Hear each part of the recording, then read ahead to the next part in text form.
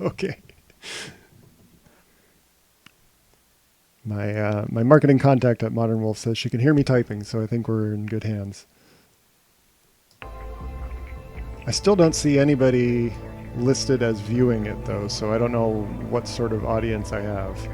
And I apologize if you've all been sitting there for minutes now listening to me type, cough, clear my throat, and click Windows.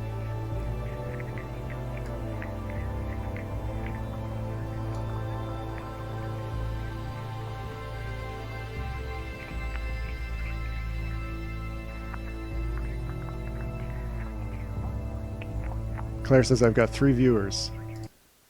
Oh, I think I see them in the chat room. Okay. It appears we have a working system. Excellent. Well, I won't keep you waiting. Hi, my name is Dan Fedor, and I am the main developer behind Ostranauts and previously Scavenger. I have been working on Ostranauts for about 5 years, and this is the demo that we showed at PAX in March. So I think what I'll probably do is I'll run through the demo at least once with a little bit of commentary. I don't think that's going to take a full hour, so I might run through it a few times, or if you guys have questions or anything you want to throw my way, I'll do my best to keep my eye on the chat.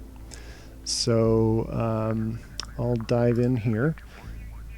So this is a little screen we threw in here just to let everyone know, if you've played Scavenger, Ostranauts is related, but it's not necessarily a sequel. They're kind of 2 parallel stories in the same universe at the same time, but one, Ostranauts is in space, whereas Scavenger's on Earth, and they're sort of cut off from each other by Kessler syndrome. In the demo, we broke into 5 pieces, which you can actually start at one and go all the way through to the end. But if you wanted to dive in at any one in particular, you could. So I think what we'll do, we might as well start at the beginning. We'll create a captain. And we threw a little flavor text in here. You're basically coming off a late shift at work. You're drunk and you're questioning your life's decisions and deciding, you know what, I think I'm going to do this. I'm going to be my own captain for once. So we are launching, and this is starting on K-Leg, which is it's a ship-breaking facility on the asteroid 1036 Ganymede. It's pretty famous in the system for where ships go to die and get recycled into parts that can be sold either legally or illegally. And this demo is assuming you're one of the shipbreakers who's basically like a gig economy worker or a day laborer at this site. And our random character is Braden Ivan Best, who's already impatient and looking through social networks. But we'll show you the character creation. So this is purely decorative. So whatever you choose here is just what you prefer in terms of the way you look, the way you're addressed, your name. So you could choose different genders. You can choose different appearances. Currently, it's randomized. There may be a day in the future where you can actually individually tweak facial features. And our name, I'll leave it as Sharif Blackburn. Coincidentally, one of the developers' last name is Blackburn. And we'll go from there. So off on the right hand, you see the objective complete there. There's a little objective menu to keep track of what you should be doing at any time. And over here, we have a somewhat difficult to see career kiosk. And this is where we're defining our character's background. In the future, I would like this to be a choice of careers and starting locations. But for now, the only one we have available is Shipbreaker. And whenever you choose a career, you will go through a series of career events that define who you are, who you know, sometimes cash rewards, sometimes skills, or potentially equipment in the future. I don't think there's anything in here. So This is an example of an event. You're bored. What do you do to pass time when you're bored at work? And we could go ship spotting. And what you'll see here is a little bit of flavor text to describe the choice you made, but you'll also notice down here in the message log, you now are uninterested in seeking personal advancement. So you basically blew off all your spare time unproductively, and that is recorded in your character's personality. You'll also notice that skilled in designing and building spacecraft and zero-G movement and operations, worked as a shipbreaker. Those all came together as a result of choosing shipbreaker. I see Joe Blackburn in the chat, and I feel like I should know what that name is, but I'm drawing a blank. So we accept that, and then we get to continue our career. And here you have to manually choose it again, but in the more recent builds that I've got, it actually automatically chooses for you. And I guess on that note, you may be able to change careers mid-career, even though it automatically chooses for you. I still don't know how that's going to work because we only have one to choose from. But just putting a bug in your ear for future reference. So we have a new situation here. We're drinking at a local watering hole, and we see a mark that we can basically fool for our own benefit. And some of the choices here: starting a riot, mugging them, or hacking them. Let's do hack. And that one gives us a skill in designing and building software, gaining unauthorized access to electronic systems. We're pretty smart, but it also came with like a shyness. Like we deal with a lot of problems through hacking instead of talking to people. And we also gained an enemy, Nicholas West, who's a manager at this station at K-Leg. So we have our first sort of reward too in the lower right hand corner for cash reward for the data that we basically sold on the black market. I'll keep going here. Let's see if we get a different one. Okay, so there's an accident at work. We're scrapping another Hulk, and the cockpit lights up because basically there's an engine malfunction. What are we going to do about it? I would choose jury rig engine because I'm a shipbreaker and I take things apart and put them together. So the harbor master isn't too happy that we wasted a salvage pod in this event. We didn't make an enemy though, and we also basically defined ourselves as being a mechanical engineer. And then it's a question that came up: do I use hacks to develop Ostranauts? Originally, yes, but not anymore. Now it's in Unity. So hacks was what Neo Scavenger on mobile was made with, and I thought it would be a good fit for Unity, good fit for Ostranauts, but Unity ended up being a little bit easier for me to do the things I wanted. Still going back to hacks at some point, though. I think it was a pretty cool engine. One more event. We find a thing worth taking and keeping on the job. Normally we're supposed to just bring it back to the boss and he'll sell it and we get a cut, but maybe we'll bribe the boss. And we didn't get much apart from a little bit of a cash bump here, and we also get a skill with dealing with wealthy people. Is age an important factor in the... I'm looking at chat now. Age... Yeah, you can actually see here we're already 34 years old and we've been just ticking up the years with each career term. I think age will be important, but I also think the career terms are going to be shorter than 4 years. I chose that because 4 years, I think, was what they used in Traveler. And it's also just kind of like, if you work in a job for 4 years, you've achieved a certain level of mastery at it, so that seemed kind of logical at the time, but I don't think every character needs to start in their 40s, which is probably what's going to happen here. And...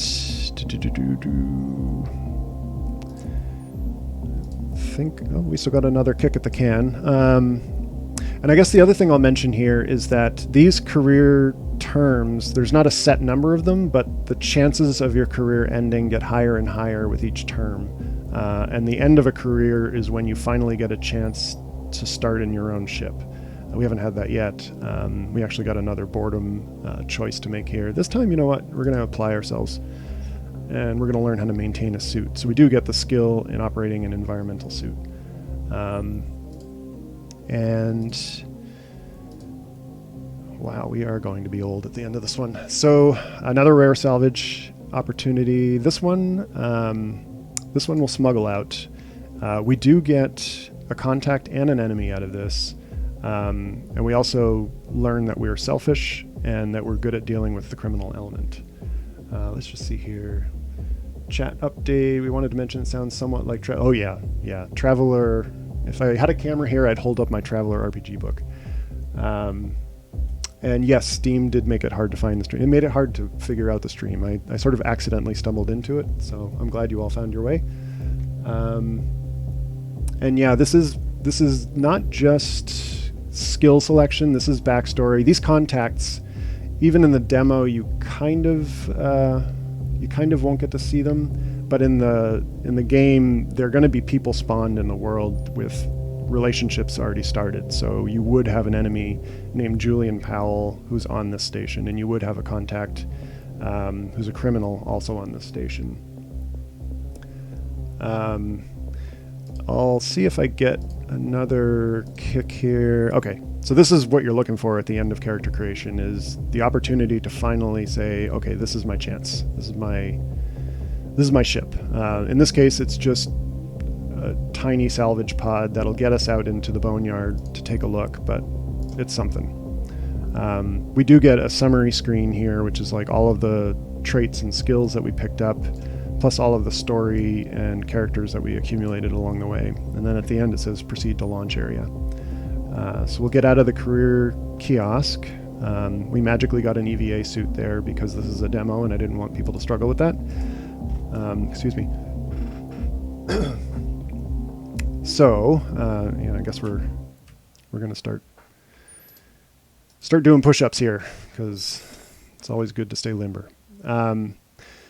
So now we are going to do a few fine-tuning steps. This is kind of like the point selection in Neo Scavenger, where this is mostly physical and personality traits. You can see what we have already here. The ones on the left are counting against us. The ones on the right count towards us, which the wording will have to improve here. But basically, every one of the red ones you take here allows you to buy a green one. And also, I have been asked before, is it arbitrary which ones are good and bad? And it kind of is. That's going to need tuning. They're all 1.2, which is further subject to tuning. But I'll choose a few personality traits here. I'm going to get rid of feeble just because I'd like to carry stuff, because I do limber up in my EVA suit after all. What caused me to leave BioWare? Well, I was there 7 years, and that's an eon in IT terms. But I wanted to make games, and BioWare had like 500 employees, and they all wanted to make games. So instead of making a 500th of a game, I decided to quit and make 100% of a game. And I still can't do it all myself, as I'm discovering. And yes, I was terrified of going solo. I actually have a blog about that whole experience called Game Dev Gone Rogue on Blogspot. Somebody remember to remind me to post it later. You can read about all my terrifying stories. And yeah, don't be so greedy. Just watch one stream. I'm all you need. So let's see. I got a couple more points to spend. I'm okay being selfish and well, I don't want to be shy. Let's make me the not shy captain type. And I'm going to be loyal and stubborn. Okay, so we balanced out our costs here. All right, and the final thing we need to do is to get out of Dodge, try out our ship. So here you just kind of get a recap. I should point out that there's a bunch of stuff going on down here with my portrait and all these red or orange and green things. This is like your Neo Scavenger physiology status. So like my sleep is fine, my fatigue is fine. The air in here's a little thin and chilly. I'm a little hungry, but otherwise everything's pretty normal. And at this point, you would normally start kind of like the sandbox mode of the game, but because it's a demo, we basically directly pop you onto a derelict here so that you don't get lost along the way. Yeah, Van Buren Pharma was indeed a Fallout reference. You can thank my writer for that one. And yeah, all of them will have an open mouth to start with, but almost as if on cue, he's now not feeling respected. I don't know why. I think he was staring at an old photo, and maybe that tipped him over the edge. He's having a bad memory. So they close their mouths eventually. What we have here, we're basically in the airlock of a derelict. There's a work lamp on the floor, fire extinguisher. There's this crate over here. And this crate's locked. So if you had a tool, you could try prying it. And I think I actually just triggered a bug here. There's a crowbar inside the crate, and I think I reached inside the crate, pulled out the crowbar, and then popped it open. So pretend you didn't see that. You were supposed to use the fire extinguisher to bash it open, but hopefully that won't hurt anything. But now we can take a look inside and see, oh yeah, there's the crowbar that I stole. That's not there anymore. If I look at my inventory, it should be there. Yeah. So it's there. And this up here, there's a social moves and a pledges thing here. The pledges thing is sort of not meant to be seen, but the social moves is meant to be like things that you accumulate that you can use in a conversation. So like if you're telling a wild story, one of these orange things represents a wild story you have to play in that conversation, and you earn these by doing things in the game. So that's kind of what that is. You can't do anything with it here because it's not a physical object.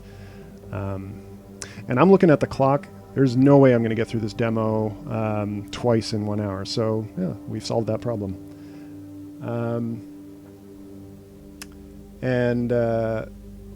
Let's try this. Oh, don't worry, USF. You weren't insulting me. I've heard much worse. So we're going to pry open this door and see what's in here. Our EVA suit, by the way, has a light on it, which is why we can see in the dark here. I'm going to try and focus the camera so it follows me around. That's better. So on the floor here, we have some hull patches. These will come in handy if we see like damaged floor and we don't want to spend a lot of time fixing it or removing it and replacing it. We'll take the whole stack of those. And we'll go over here, check out this room. And there's another work lamp in here.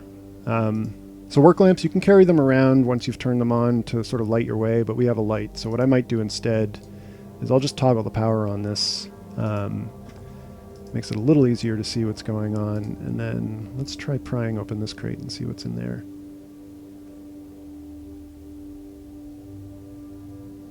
Oh, yeah. That's why Sharif was so upset. Oh, I didn't know they could read the chat, too. So, let's see. We have a laser torch. So I think what we're going to do is we're going to move the window to the side here a bit. And you can totally see why the inventory was not ready for prime time at PAX. This is pretty clunky. It's getting better. It's still not quite there in the dev versions I've got now, but it's getting better. I'm going to pop that in there. And let's keep looking around. Stream isn't showing up on the Summer Fest page. I don't know what to do about that. I'm glad some of you are finding your way in here, but I don't know how to make Steam do things. Is there a bionic system in the game? No, but knowing me, there will be if I can find the time to do it. Is your sci-fi setting hard, like The Expanse? Absolutely. Less like Star Trek, there will be no force fields or tractor beams.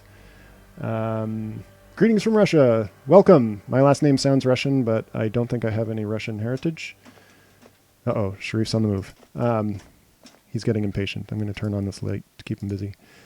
EVA suits and work lamps require batteries and Neoscav. There's actually, in the latest version I've got, the EVA suit requires both an O2 bottle and a battery.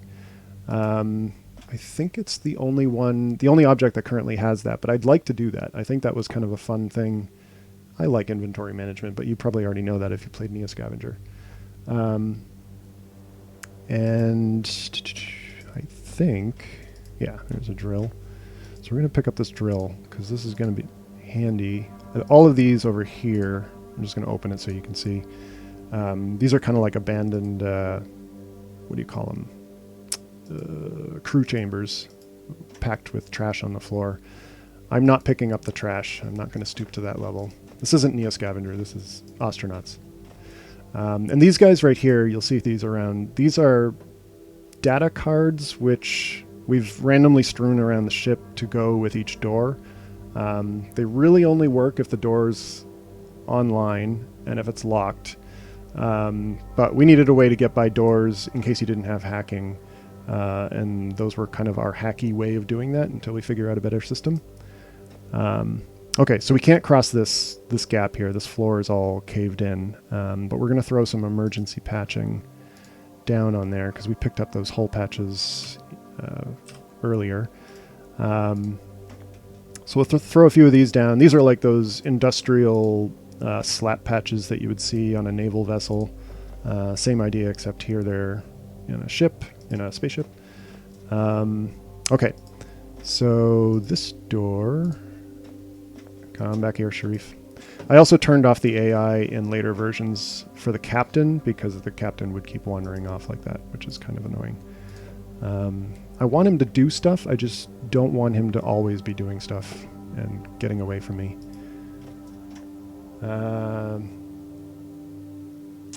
Let's see. Pulling hen's teeth, finding the stream, thanks to the community page. Yeah, I had to I had to do like 3 test streams just to figure out what I was doing. I still don't think I really know what I'm doing. And yes, a ship is a giant inventory to be managed.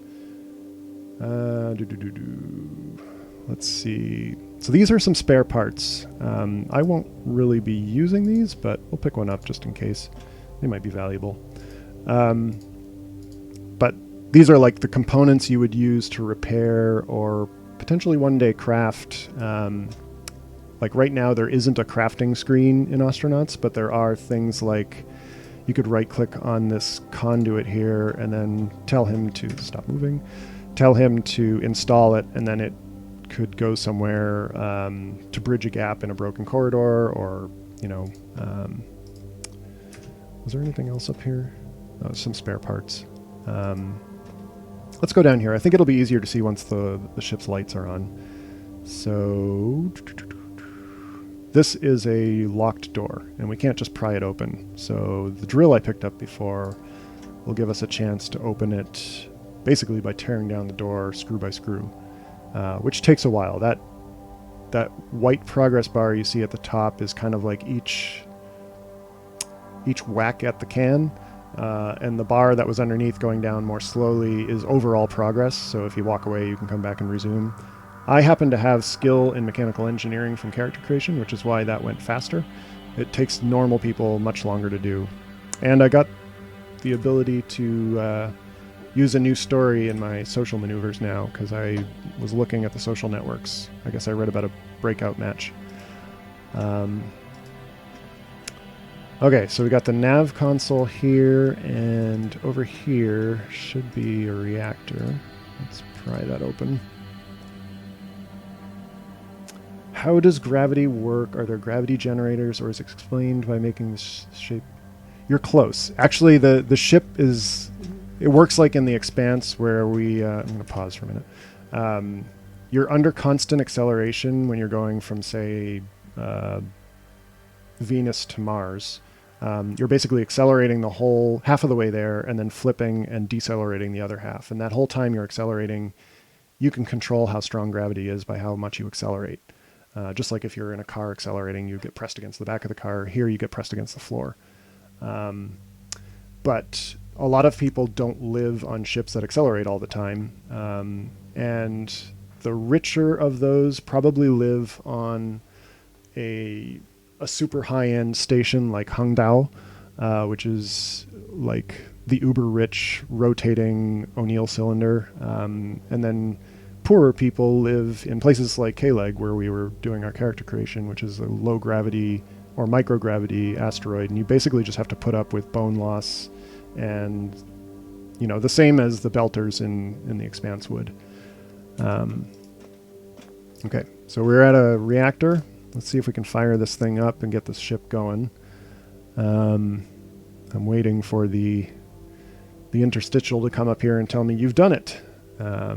Now you have to do it. You have to figure out how to start the reactor.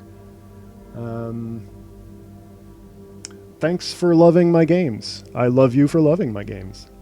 And is gravity going to affect gameplay in some way? It does.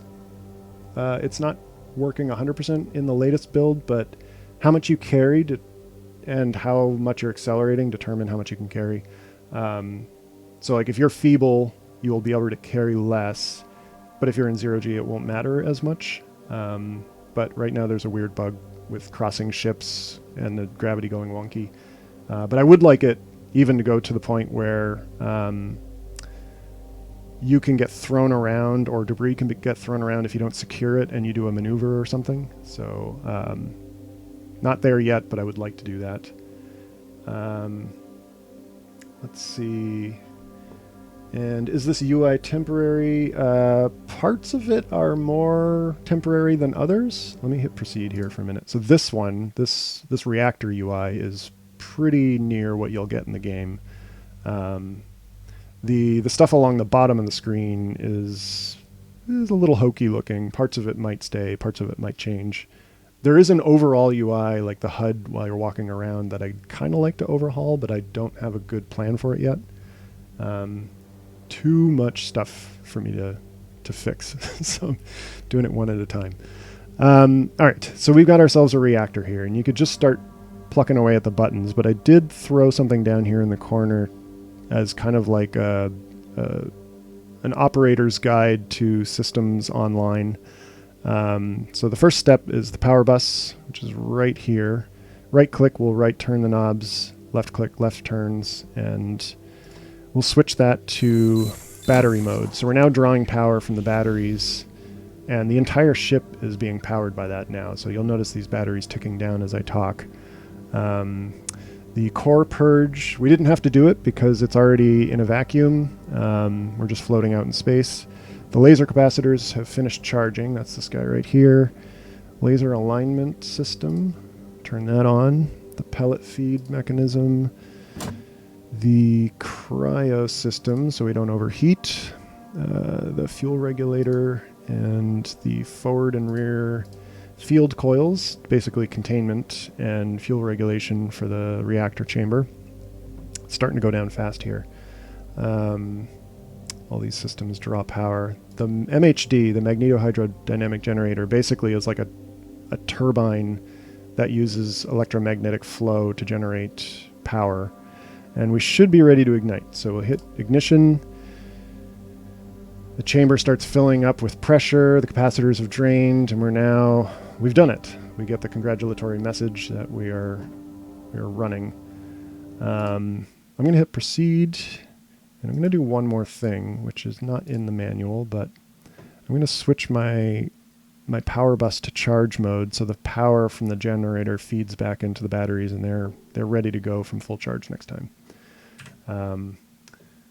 And then inclusion of Chinese characters. Yeah, Blade Runner was definitely an influence in both Neo Scavenger and this game. I wanted that kind of multicultural future feel.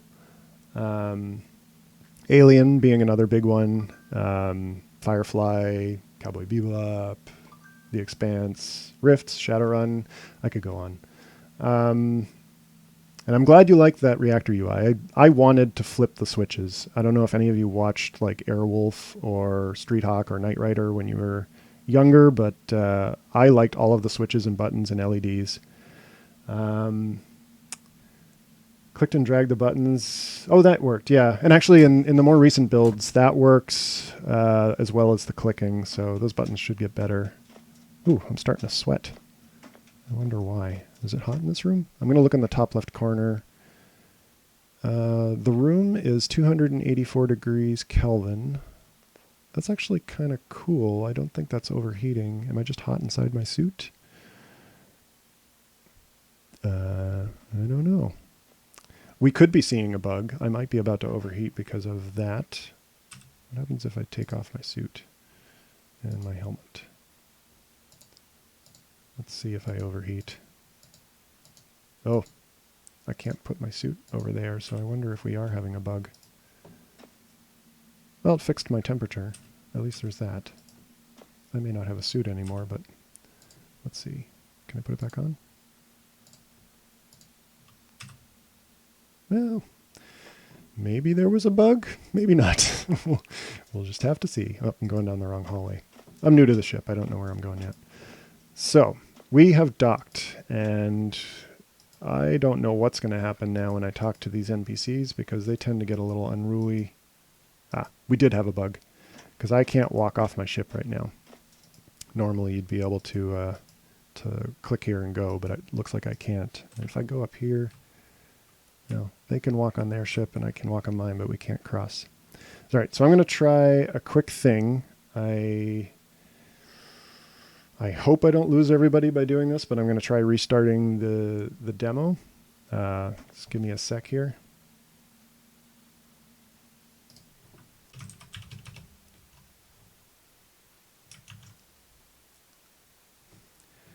Okay. In the interest of not making all of you wait too long, I'll continue where we left off with recruiting crew. So we've got our derelict flyable. The reactor's working. The fusion torch is part of that. And we've docked, again, for the sake of the demo, it quick jumps to dock us with K-Leg.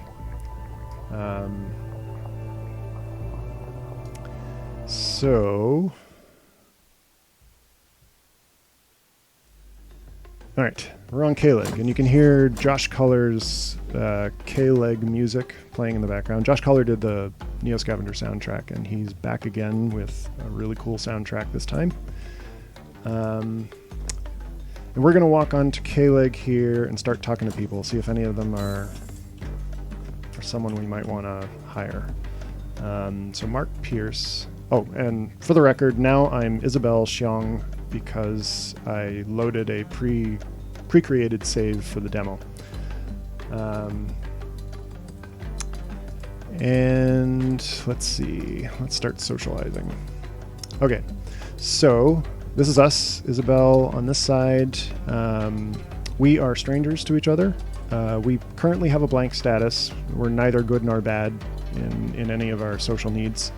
And then these are the character traits that we had from this particular character's history. Charismatic leader, comedian, stubborn, loyal, kind of like what I chose. And then over here, Mark he's unfit. He's from space. He's going to be unfit. He's arrogant, kind, gregarious, beautiful, and coordinated. So he's kind of a pretty boy, but he's kind of an unfit jock. I don't know. You come up with your archetype for that character, but that's who he is. And we have a choice of things we can say here based on our personality traits and the way we're feeling right now. So we could just say, what's up?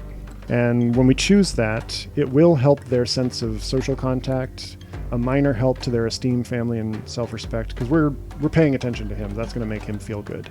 It's going to hurt his privacy a bit, but that's what happens when you have a conversation. All right, so while I'm waiting for him to reply, I see the main gameplay loop is going to be scavenging. That's going to be a big part of it, but it won't be everything. I'd like what you see here is to be another main part of it, which is kind of like a social version of the Neo Scavenger combat loop. There may also be actual physical combat. Certainly, like, I can see somebody in a conversation like this throwing a fist if they get frustrated, but potentially even more if you're repelling people trying to board your ship or getting unruly crew off your ship, things like that. Or hopefully you wouldn't be getting crew off your ship. Maybe you'd just be getting unruly drunkards off your ship or something like that. What travel times are you considering for interplanetary travel? Currently, it will take you actually 3 or 4 days to go from planet to planet, and you could fast forward, but that's still not optimal. So in the long run, I think what we're going to do is you get kind of like Sims or RimWorld-like fast forward up to a point. But I think we're going to try and do something where it's like, okay, I'm sure everything is the way I want it to be right now. Fast forward to the next interesting moment, and then like 36 hours later during the trip, new events cause you to come out of that fast travel-y fast forward thing, and then you continue playing normally from there. So I don't know, I'm thinking of it as being kind of like fast forward. It just does a bunch of simulating in the background and then wakes you up again when it's time for your input. And no people to talk to sounds like a bug. If you came here and there was nobody to talk to, you ran into a bug too. And it must be, I ran into a bug, you ran into a bug. There must be, like, going through all those steps and getting here, a high probability of a bug. Getting back to Mark. So he raises his eyebrows suggestively at us. So we asked him what's up, and he's liking us. He's also feeling celebrated and confident, probably because we just came out of nowhere and started talking to him. But because he flirted with us, we are also feeling celebrated, ecstatic, and confident. Everybody's in a good mood. So I could even act like I'm in a good mood. This will help their esteem, minor help to their achievement, family, and self-respect. Just giddy excitement clapping. So he's asking me, so what's up? After all that. Well, let's shoot the breeze. And we're going to help their esteemed family. We're just really bolstering each other's confidence right now. But what I'm hoping, you'll notice up here, our relationship to them is acquaintance. Their relationship to us is stranger. So he's starting to see us as an acquaintance. We still see him as a stranger. And that's important because I think in the demo here, but definitely in the later game, the developer version I've got, you have to at least be an acquaintance to hire somebody. They won't just sign on with a random stranger before they've gotten a chance to feel you out. So let's see. I'm going to change the subject.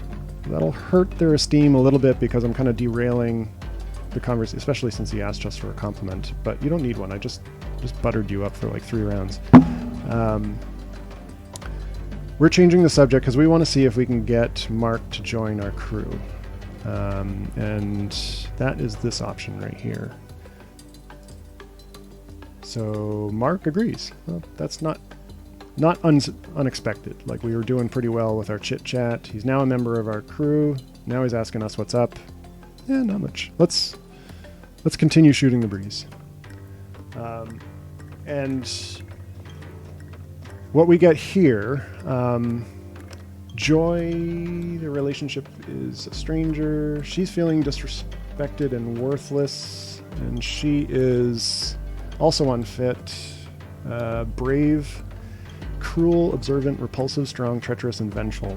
So she is a tough and vengeful type person, and she accuses me of hiring her ex-lover so they can sleep with them. Okay, so I crossed a social line that I wasn't aware of, and Joy is pissed at me. And I get to choose how I'm going to deal with that. Let me just catch up on chat here.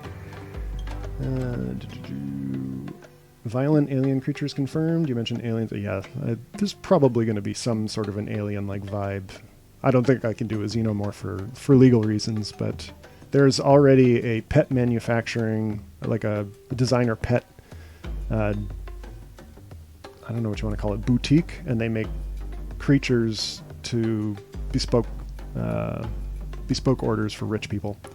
So I think an alien might come out of there. Will playthroughs have the possibility of being as short as some runs of Neo Scavenger? Absolutely. I think you can probably kill yourself within seconds of starting the game if you wanted to. And then if you're not careful, probably not too much longer after that. 3 or 4 days is a real powerful engine. Yes, it is. It is an Expanse ultimate efficiency fusion torch. It's not realistic, but it's better than a warp drive, I guess. It still obeys physics, but it's basically at the limits of physics. The more unrealistic thing about it is the radiation that's going to come out and potentially fry you, which I'm gonna say there's a really good shielding technique on the ship so that we don't have to basically live in lead coffins for the entire trip. And yeah, like bribing people to smuggle goods, or in this case, talking somebody down because they're really pissed at me. All right, what do we say? No, I'm already taken. We'll just give them a white lie. Maybe they'll leave us alone. So I say, I'm already spoken for. It's no problem. Joy scoffs, a likely story. Joy asks me to prove it. So I can back down. I can be like, all right, you caught me. Or I could lie further, double down and say they live in Old Canada. We'll do that just because I am also from Old Canada.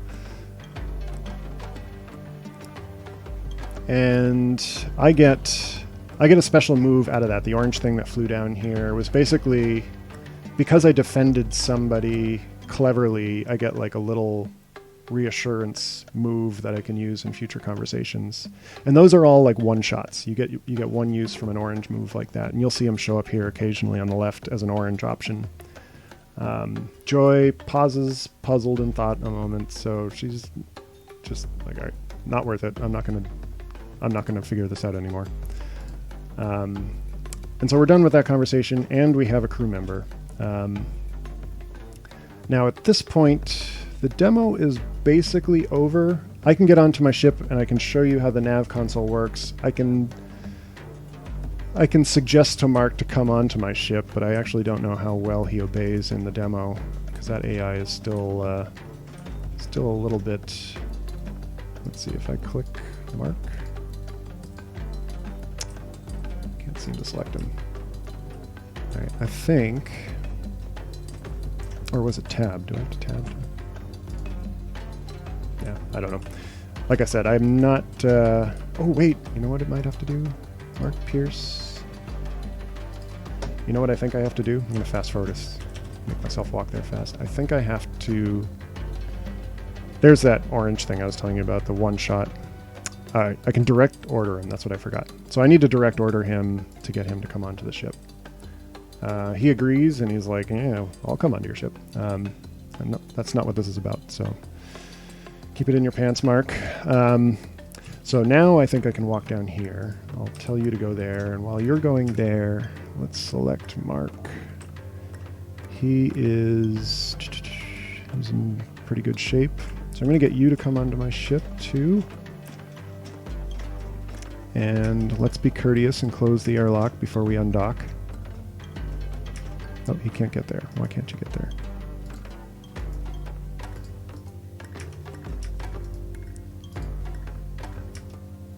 Oh. I haven't given him permission to get off the ship now. Wow, I am a bossy captain. Alright, I'll close the door. There's supposed to be a, basically, like, shore leave UI, but I turned it off for the purpose of the demo because it was a little too complicated and not reliable enough. So we'll close those doors. And I'm mainly doing this so that I can get onto the nav console and at least show you the final screen before 3 o'clock. We'll hop on there. And just so Mark doesn't accidentally walk off the ship while I'm talking to you, I'm going to request pushback clearance and undock. Alright, so I'm going to switch to focus on my ship. I'm going to zoom in and I'm going to look back at chat. What have I missed?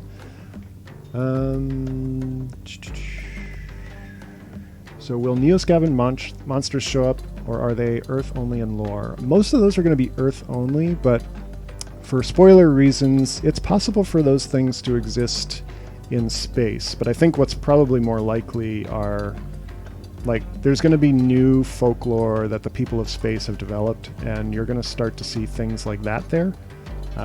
Again, for spoiler reasons, so we can talk about that in a spoiler channel. Let's see. Will you be able to get one of those pets you mentioned, or even just a normal pet? It's come up. I would love that to be the case. I currently have one animatable creature in the game, and that's a human. If I ever figure out how to do others conveniently, maybe. My girlfriend lives in Old Canada. You don't know her.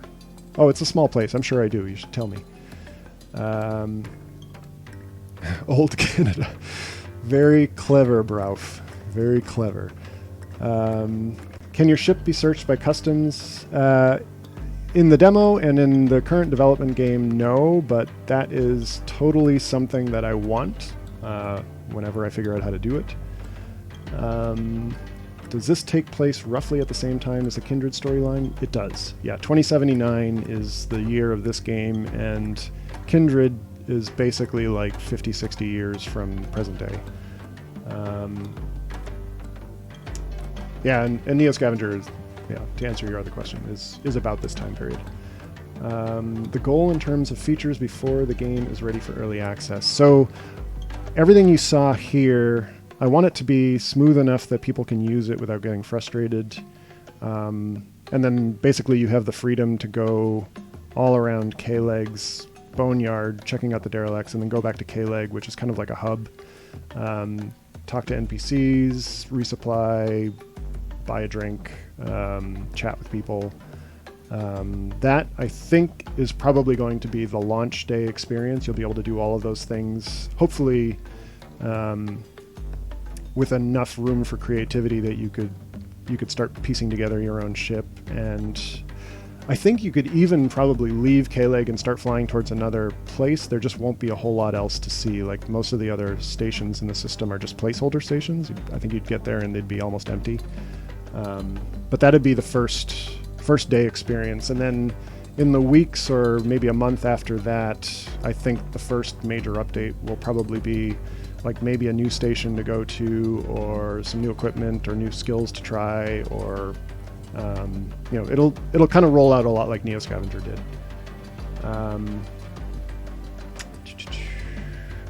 Do the airlocks close automatically? No, and they should. That was something I actually put on my list. In the dev build, like you said you would. So I think what's going to happen is some should be on like an automatic close. Oh, look at that. My timeout triggered and I'm back on the main menu. The doors should probably auto-close after like 5 seconds or something. I'm going to turn down... Does this work? I don't know if that actually... I don't think that did anything for you guys. The doors should auto-close after a couple seconds, and then some doors, maybe you can force them to remain open. This blank is hella in depth. Yeah, that's one of my problems. I tend to go too deep on some of these things. So, but I love pushing buttons and making things happen. Will atmosphere pressure mixture play a bigger role? It already actually does. I didn't really highlight it much. You know what? Why don't I'm going to pop back in here for a second. I don't think it matters too much if I run over by a minute or two. And right now, if you look in the top left-hand corner, do we see it? No. Okay, so you can see it in my suit. I have 20 kilopascals of oxygen. If I were to take off my helmet, I would go down to 0 and start suffocating. This room should tell you the pressure. It doesn't. The one below it does, though.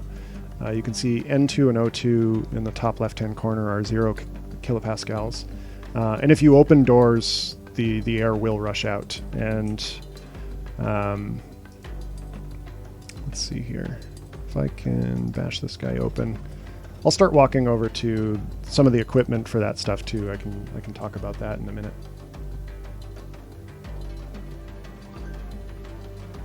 Will you be able to EVA? That's a tricky one. Pathfinding where there's no tiles would be tricky. I think it makes sense, and I'll have to figure out whether it does or not, but... Oh, did I disappear for a bit? I see you reconnected to chat.